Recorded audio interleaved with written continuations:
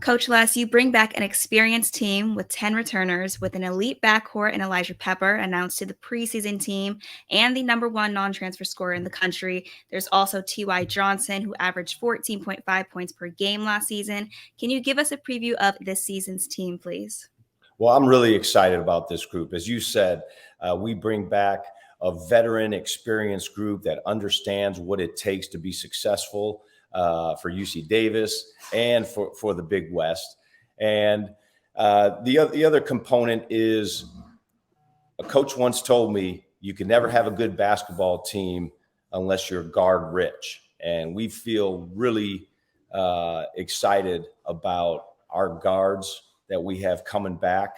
We feel we're guard rich. It starts with Elijah Pepper, who is the fourth leading scorer in the country last year. He led the Big West in scoring, but that only scratches the surface for what he does for our team.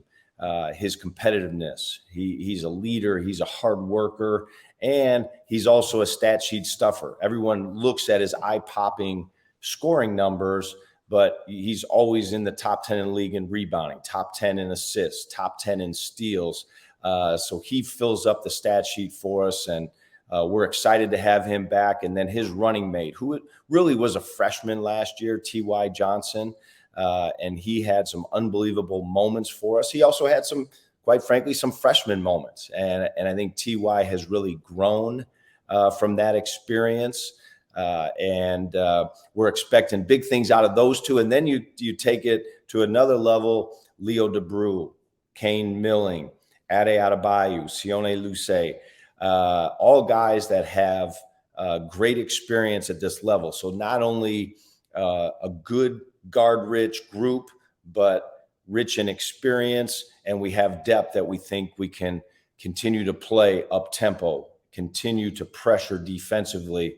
So we're excited about that group. With Elijah leading the pack, as you mentioned, he is such an asset, but in the transfer portal era that we are in, he could have easily transferred. Could you expound a little bit more on how big it was to be able to retain him?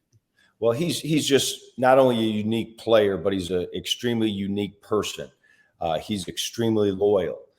He's someone who really embraces the UC Davis experience, starting first with an education, getting his degree from the sixth best public school in the country, really important to him and was a goal for him from day one.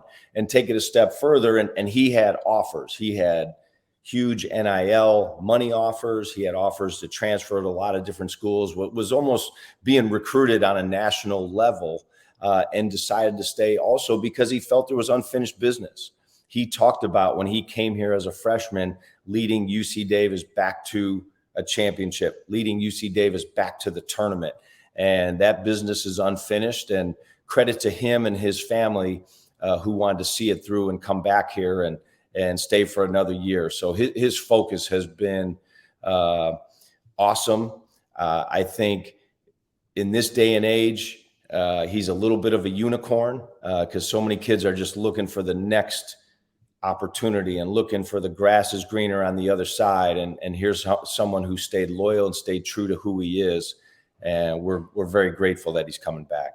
Is there anyone else besides Elijah and T.Y. that fans should look out for this year? How is the team looking on the floor thus far in workouts and training? I'm excited about this group and the depth of this team.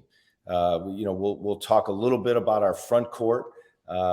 Francesco Bora, Jack Monty, Nico Rokak, those guys in the 5 spot will share minutes, and if they can play like they've been in the preseason, they will be a force. Defensively, they will be a force on the boards and give us really important paint presence and paint points.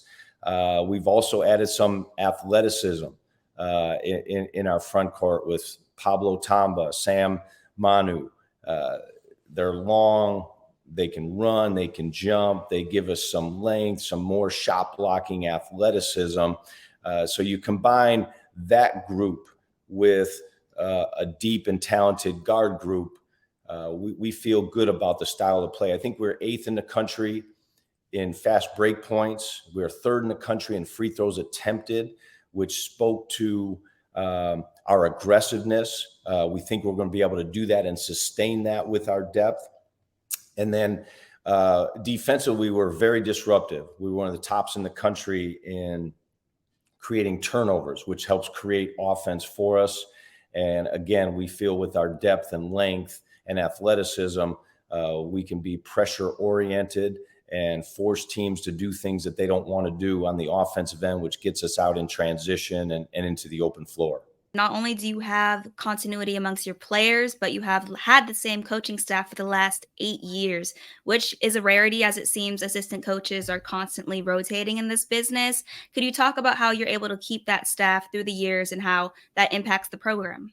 Well, I'm very blessed because I just have a great group of coaches, dobos, video coordinators that surround our players. Our guys are extremely invested in not only the program, but in our players. And I think the players feel that. They're a huge part of our culture.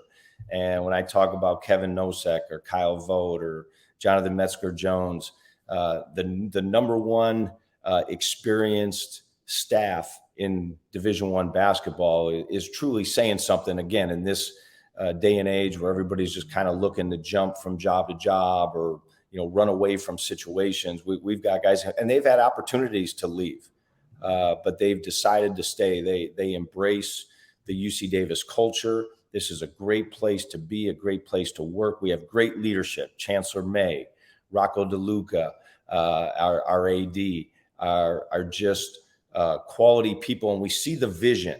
We just moved into a $52 million